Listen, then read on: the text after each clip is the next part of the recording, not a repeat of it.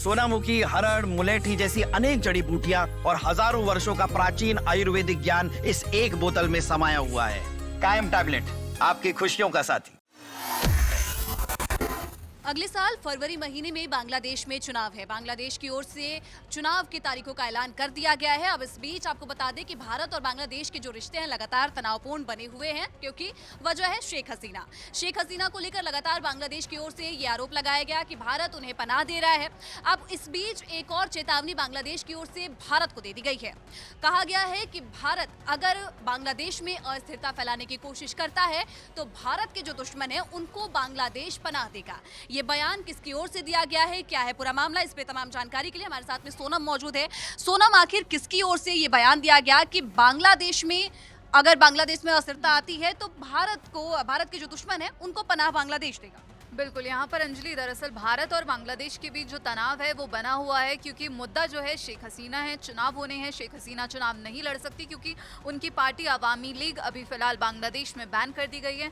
लेकिन इस पूरे मामले के बीच यहाँ पर बांग्लादेश के नेशनल सिटीजन पार्टी एनसीपी के नेता हैं हसनत अब्दुल्ला, उसकी तरफ से एक बड़ी चेतावनी सामने आई है। उसने सीधा सीधा कहा है कि अगर बांग्लादेश में अस्थिरता होती है, इंस्टेबिलिटी होती है, तो भारत की जो दुश्मन ताकतें हैं, जो सेपरेटिस्ट हैं और एंटी इंडिया फोर्सेस, उनको बांग्लादेश पनाह दे सकता है। और दरअसल जो आम चुनाव होने हैं बांग्लादेश में, उससे पहले ये जो बयान सामने आया है, जो चेतावनी सामने आई है, ये अब एक दरअसल बड़ा राजनीतिक तनाव जो पहले से ही भारत और बांग्लादेश के रिश्तों में बना हुआ है उसको और ज़्यादा बढ़ा सकता है। क्योंकि यहाँ पर हसनत की तरफ से ये कहा गया है कि मैं भारत से साफ कहना चाहता हूँ कि बांग्लादेश की जो संप्रभुता है, हमारे जो मताधिकार हैं और जो हमारे मानवाधिकार का जो सम्मान नहीं करने वाली ताकतों को अगर पनाह दी जाएगी तो हमारी तरफ से इसका जवाब दिया जाएगा। यहाँ पर उसने कहा कि बांग्लादेश की जो इंस्टेबिलिटी है उसका असर पूरे इलाके में देखने को मिलेगा और अगर बांग्लादेश अस्थिर होता है तो फिर इसकी आग सरहद से बाहर भी फैलेगी। तो ये बड़ा बयान यहाँ पर उसकी तरफ से दिया गया। उसने कहा कि आज़ादी के 54 सालों बाद भी बांग्लादेश जो है बाहरी नियंत्रण की कोशिश जो की जा रही है उसका सामना कर रहा है, जो सत्ता और पद के लिए भारत की तरफ देख रहे हैं। अब यहाँ पर भारत का जिक्र किया उसने और कहा कि तीसरी बार जो देश की आज़ादी बेचने की कोशिश यहाँ पर बांग्लादेश में कुछ लोगों के द्वारा की जा रही है। तो अब यहाँ पर अब्दुल्ला ने ये कहा है कि बांग्लादेश की अस्थिरता का जो है भारत की जो नॉर्थ ईस्टर्न रीजन है उस पर सीधा असर देखने को मिलेगा, जिसे आमतौर पर अंजलि 7 सिस्टर्स कहा जाता है। हम बात करें तो इस क्षेत्र में अरुणाचल प्रदेश, असम, मणिपुर, मेघालय, मिजोरम, नागालैंड और त्रिपुरा शामिल है। हालांकि इनमें से जो 4 हैं, असम, मेघालय, त्रिपुरा और मिजोरम, वो बांग्लादेश के साथ यहाँ पर लैंड बॉर्डर शेयर करते हैं। और अब्दुल्ला ने अब सीधी चेतावनी दी है कि अगर बांग्लादेश को अस्थिर किया गया तो फिर जो भारत के पूर्वोत्तर राज्य हैं, जिन्हें 7 सिस्टर्स कहा जाता है, उनको अलग थलग कर दिया जाएगा। यानी कि बांग्लादेश की धरती से आप सीधे सीधे भारत को चेतावनी दे रहे हैं, वो भी ऐसे दौर में जब बांग्लादेश और भारत के बीच जो तनाव है वो ऑलरेडी अपने चरम पर है, क्योंकि टेंशंस जो हैं दोनों तरफ से बहुत ज़्यादा हो गई हैं।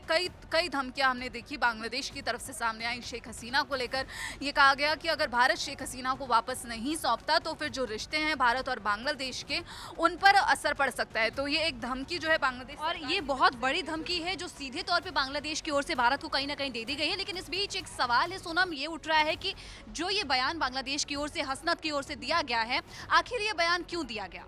बिल्कुल, तो यहाँ पर अंजलि, दरअसल बांग्लादेश की एक अंग्रेजी न्यूज़ वेबसाइट है द बिजनेस स्टैंडर्ड, उसके मुताबिक यहाँ पर हसनत है, उसने बोला कि यहाँ पर आरोप लगाते हुए नजर आ रहा है, वो बोला कि बांग्लादेश को अस्थिर और चुनाव प्रक्रिया को बाधित करने की कोशिश यहाँ पर की जा रही है। और इनकलाब मंच के जो प्रवक्ता अंजलि, जिसके हमने देखा, जिस पर हमला हुआ, उस्मान हादी, उसमें जो उस पर हमला हुआ उसमें भी उसने भारत पर आरोप लगाया। हम अपने दर्शकों को बता दें कि उस्मान हादी दरअसल बांग्लादेश में अपने भारत विरोधी, जो उसका एंटी इंडिया रुख है, उसके लिए जाना जाता है। और हमले से ठीक पहले ही अंजलि, उसने एक फेसबुक पोस्ट किया था जिसमें भारत का विवादित नक्शा उसने शेयर किया, जिसमें भारत के जो पूर्वोत्तर राज्य हैं उनको बांग्लादेश का हिस्सा दिखाया गया था। और ये वही शख्स है अंजलि जिसने शेख हसीना का तख्ता पलट कराया था और फिर वो भारत आ गई थी। तो यहाँ पर अब उसने ये कहा है कि जो नेशनल सिटीजन पार्टी है, वो हम अपने दर्शकों को बता दें कि इसी साल फरवरी में बनी थी और इसे बनाने वाले वही लोग हैं जिन्होंने शेख हसीना का तख्ता पलट कराया था। तो अब सीधे तौर पर अब्दुल्ला ने ये चेतावनी दी है कि अगर अस्थिर करने की कोशिश की गई तो फिर इसका असर सरहद पार भी देखा जाएगा।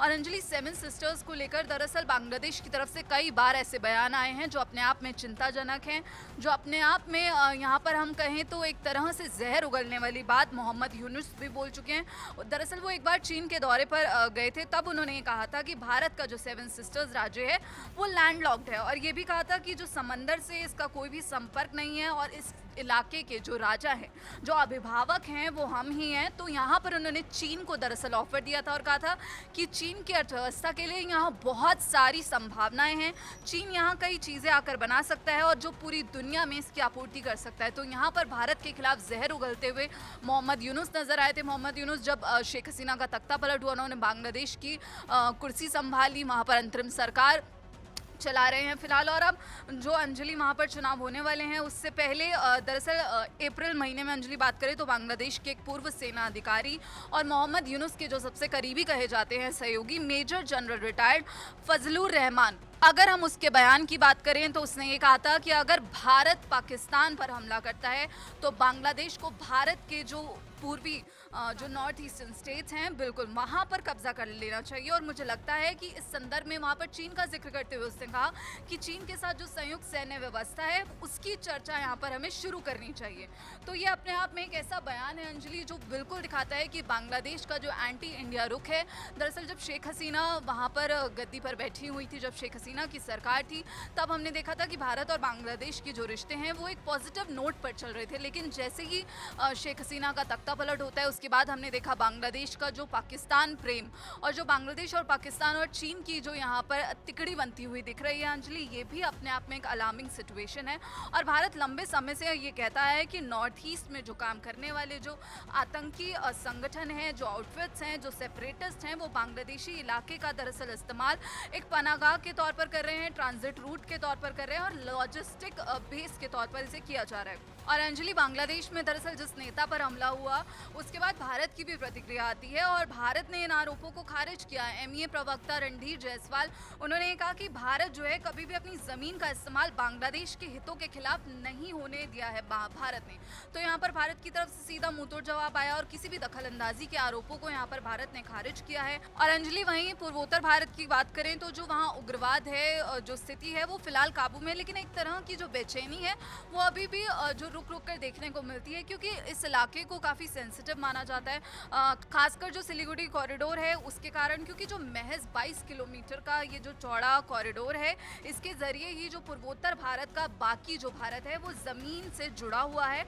और बांग्लादेश और नेपाल भी इसी कॉरिडोर के साथ जो अपना बॉर्डर है वो शेयर करते हैं, साझा करते हैं और इसे चिकन नेक भी कहा जाता है। तो जो स्थिति है अंजलि, इसे लेकर अब बांग्लादेश की तरफ से ऐसा बयान आना कि अगर अस्थिरता की कोशिश की जाती है बांग्लादेश में कुछ भी भारत की तरफ से तो इसका असर बॉर्डर के पार भी देखा जाएगा और ऐसी जो एंटी इंडिया फोर्सेस हैं उनको पनाह देगा जो भारत के दुश्मन है। तो ये एक तरह से अलार्मिंग सिचुएशन है और अब ये देखना होगा कि इस बयान पर आखिर भारत की तरफ से क्या प्रतिक्रिया आती है। बिल्कुल सोनम, क्योंकि एक और जिस बांग्लादेश को एक वक्त ऐसा था जब आज़ादी खुद भारत ने दिलाई थी, आज उसी भारत के खिलाफ में बांग्लादेश जो है खड़ा होता हुआ नजर आ रहा है और सीधे तौर पे न सिर्फ भारत को चेतावनी दे रहा है बल्कि ये भी दिखा रहा है कि चीन से वो नजदीकी बढ़ा सकता है। यानी कि यहाँ पर डबल स्टैंडर्ड जो है रुख अपनाते हुए यहाँ पे बांग्लादेश नजर आ रहा है। लेकिन अब देखना होगा कि इस पूरे मामले पर भारत की ओर से क्या जवाब आता है। तब तक आप इस पूरे मामले पर क्या सोचते हैं हमें कमेंट सेक्शन में जरूर बताइएगा और देश दुनिया की तमाम जानकारी के लिए देखते रहे दैनिक।